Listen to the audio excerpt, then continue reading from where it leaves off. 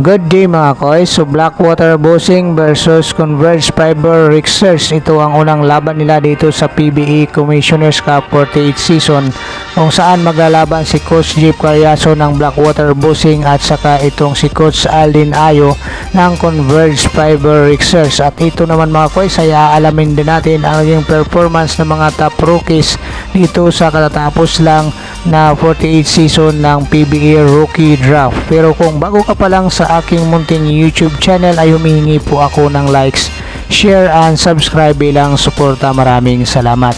So dito nga mga koy, sa laban ng Blackwater versus Converge Fiber Rixers ay unang nagpakitang gilas itong import ng Blackwater Bossing na si Chris Ortiz, kung saan ay umiscore ito ng 21 points, 11 rebounds, 6 assists, 3 steals, 2 blocks, at tinulungan naman siya dito ng veteranong si GB Casio na mayroong 15 points, Mike Ayon mayroong 13 points, Ray Suerte mayroong 12 points, at mayroong 11 points naman si Troy Rosario, nagambag naman ng 10 puntos si Tyrus Hill, at mayroon silang 51% from the shooting area. Samantala para naman dito sa Converge Fiber Rixers ay pinangunahan ito ng kanilang import na si Tomas Vudadovic na mayroong 20 points, 18 rebounds, at dito naman ay tinulungan siya dito ng kanilang bagong acquired na player na si Mac Talio, kung saan itong si Mac Talio ay umiscore nga ng 15 points sa kanyang pagbabalik sa PBA.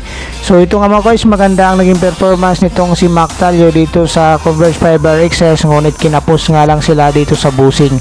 Samantala mga koys, ang mga top rookies nitong katatapos lang na PBA Rookie Draft ng bawat kupunan ay nag-struggle nga dito mga koys, dahil itong si Shuni Winston nga mga koys ay mayroon lang 3 out of 13.